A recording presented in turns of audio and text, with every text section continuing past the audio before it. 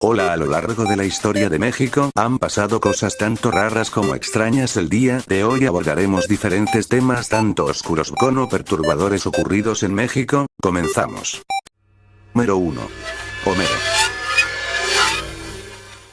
Gómez González fue un activista y defensor ambiental mexicano, conocido por su trabajo en la conservación de la mariposa monarca en México. Nació en el municipio de Ocampo, Michoacán, una región clave en la migración de las mariposas monarca, que viajan desde Canadá y Estados Unidos hasta los bosques de este estado mexicano para pasar el invierno. Homero se dedicó a la protección de los bosques de pino y oyamel, que son fundamentales para el hábitat de las mariposas monarca. Su trabajo se centró en evitar la tala ilegal de estos bosques, en los que las mariposas encuentran refugio durante su migración. Además, Homero promovió la importancia de la conservación de estos ecosistemas y de la biodiversidad local, impulsando proyectos de ecoturismo y educando a la comunidad sobre la importancia de proteger estos recursos naturales. En 2020, Homero Gómez fue reportado como desaparecido, y su caso generó gran preocupación y atención tanto a nivel local como internacional. Su desaparición se produjo en un contexto de amenazas constantes a los defensores del medio ambiente en México, donde muchos activistas se enfrentan a situaciones de violencia y riesgos debido a su trabajo de protección de la naturaleza. Lamentablemente, pocos días después de su desaparición, se confirmó su muerte, lo que profundizó el impacto en la comunidad y el activismo ambiental. Su historia se convirtió en un símbolo de la lucha por la conservación de la mariposa monarca y la defensa de los recursos naturales en un país donde los defensores del medio ambiente enfrentan grandes peligros.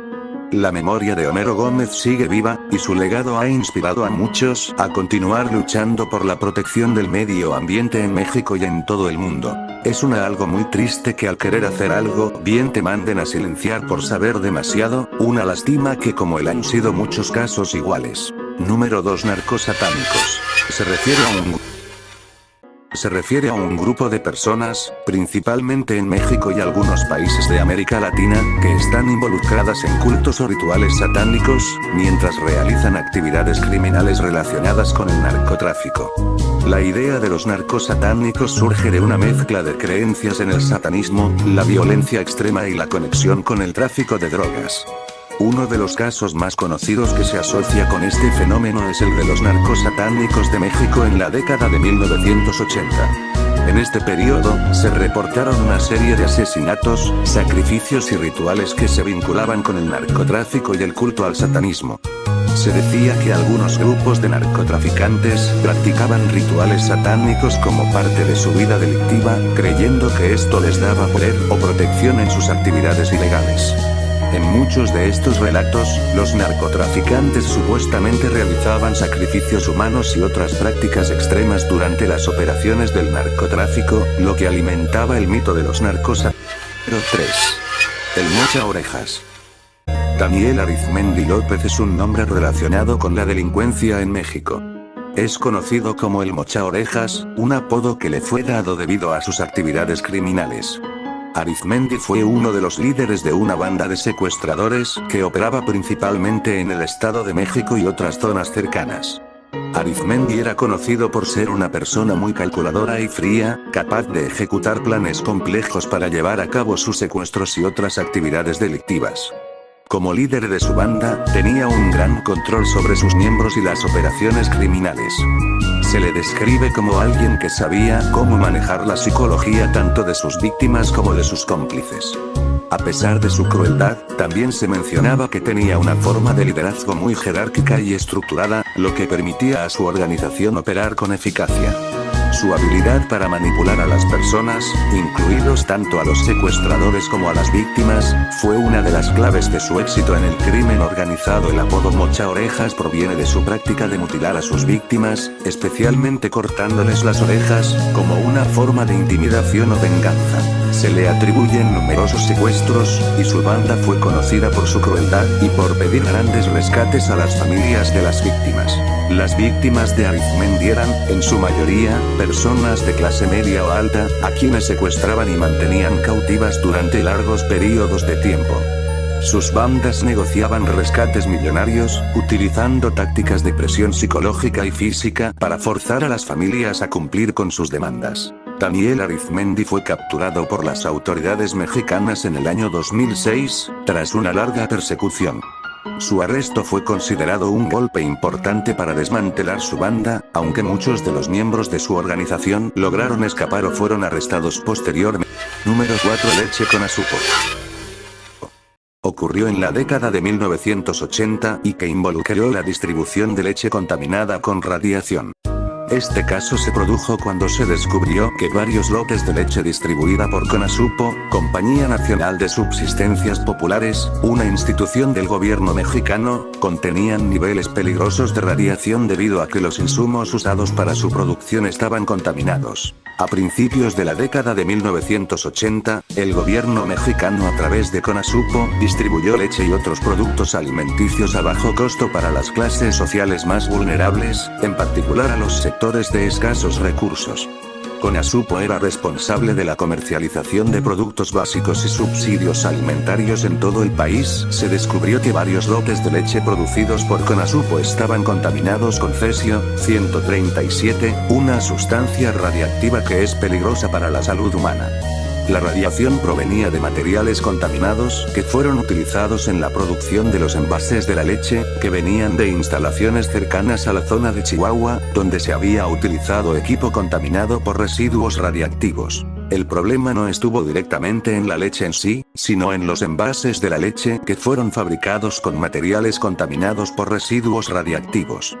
El cesio-137, un isótopo radiactivo que se utiliza en aplicaciones industriales, estaba presente en algunos de los envases, lo que resultó en la contaminación de la leche. Aunque no se registraron muertes inmediatas relacionadas con la leche contaminada, el caso fue un gran escándalo de salud pública, debido a los riesgos a largo plazo que puede ocasionar la exposición a la radiación.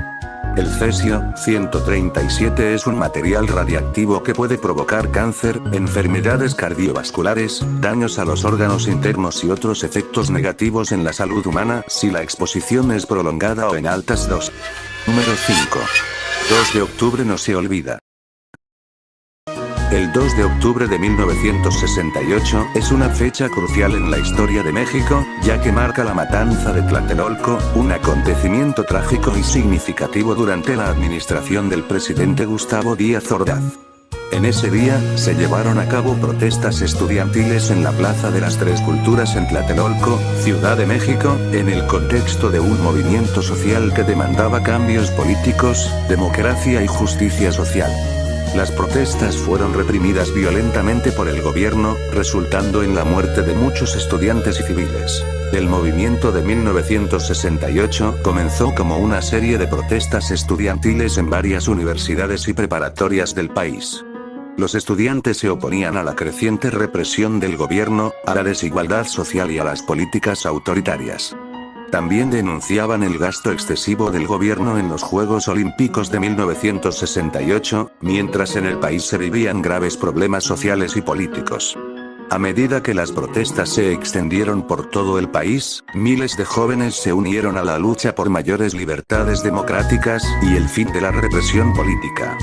Las demandas incluían la libertad de expresión, la abolición de los controles represivos del gobierno, y el fin de las políticas autoritarias. El evento culminante tuvo lugar el 2 de octubre de 1968, cuando los estudiantes convocaron una gran manifestación en la Plaza de las Tres Culturas en Tlatelolco, Ciudad de México. La manifestación estaba destinada a ser pacífica, pero el gobierno mexicano, temeroso de que la protesta pudiera convertirse en un desafío al orden establecido, envió al ejército y a la policía para reprimir la concentración. En ese contexto, decenas de estudiantes y civiles fueron asesinados, aunque nunca se ha podido determinar con certeza el número exacto de víctimas. Las cifras oficiales hablaban de alrededor de 30 muertes, pero organizaciones de derechos humanos y testigos del evento aseguran que fueron muchos más. Se estima que entre 300 y 400 personas podrían haber muerto o resultado gravemente heridas en la masacre. La represión fue tan brutal que el gobierno intentó ocultar la magnitud del evento, y durante años se mantuvo en secreto. Número 6. Guardería ABC. guardería ABC es un trágico acontecimiento ocurrido en México el 5 de junio de 2009, en el que un incendio en la guardería ABC, ubicada en Hermosillo, Sonora, causó la muerte de 49 niños y dejó a más de 70 con lesiones graves. Este suceso es uno de los casos más devastadores y emblemáticos en la historia reciente de México, debido a la magnitud de la tragedia y las circunstancias que rodearon la tragedia, así como la lucha de los familiares por la justicia. La guardería ABC era una guardería privada que prestaba servicio a niños de entre meses y 4 años, y operaba bajo la IMSS, Instituto Mexicano del Seguro Social, que era responsable de la supervisión y regulación de la misma, ya que la institución tenía un acuerdo con el gobierno mexicano para proporcionar servicios de guardería para los hijos de trabajadores asegurados. Sin embargo, la guardería se encontraba en un edificio que no cumplía con las normas de seguridad requeridas para un establecimiento que atendía a tantos niños. El 5 de junio de 2009, un incendio, que se originó en un cuarto de almacenamiento que se encontraba cerca de las áreas de juegos de los niños, rápidamente se expandió por todo el lugar. Las condiciones de seguridad dentro de la guardería eran deficientes, lo que agravó la tragedia. El incendio comenzó alrededor de las 12 del mediodía en una de las bodegas de la guardería, que almacenaba documentos y materiales altamente inflamables. Se dice que el sistema de alarma no funcionó correctamente, y la guardería no contaba con salidas de emergencia adecuadas, ni con los equipos necesarios para una evacuación rápida. El fuego se propagó rápidamente, y debido a la falta de medidas de seguridad adecuadas, las puertas de las habitaciones no se abrieron, atrapando a los niños en las instalaciones. A pesar de los esfuerzos de algunos empleados y personas cercanas, muchos niños no pudieron ser rescatados a tiempo. Número 7. Número 7. El incidente de la Cueva de las Golondrinas en San Luis Potosí. El incidente en la Cueva de las Golondrinas en San Luis Potosí, México, ocurrió en 2022 y estuvo relacionado con un trágico accidente durante una actividad de espeleología. La Cueva de las Golondrinas es famosa por su profundidad y la impresionante caída vertical que posee, siendo uno de los sitios más conocidos para los practicantes de deportes extremos como el rappel. La cueva es un lugar de gran belleza natural, pero también es peligrosa debido a su topografía compleja. En el incidente de 2022, un grupo de personas que se encontraba practicando espeleología en la cueva sufrió un accidente fatal. Aunque la información varía según las fuentes, se reportó que uno de los participantes, un joven, perdió la vida mientras realizaba un descenso. La causa exacta del accidente no está del todo clara, pero algunas versiones sugieren que pudo haber sido debido a un fallo en el equipo o un error humano. Este incidente destacó las dificultades y peligros asociados con la espeleología, especialmente en lugares como la Cueva de las Golondrinas, donde la caída puede superar los 370 metros. Y bueno, hasta aquí esta parte, espero les guste y si es así me lo hagan saber con un like y sub. Buenas noches.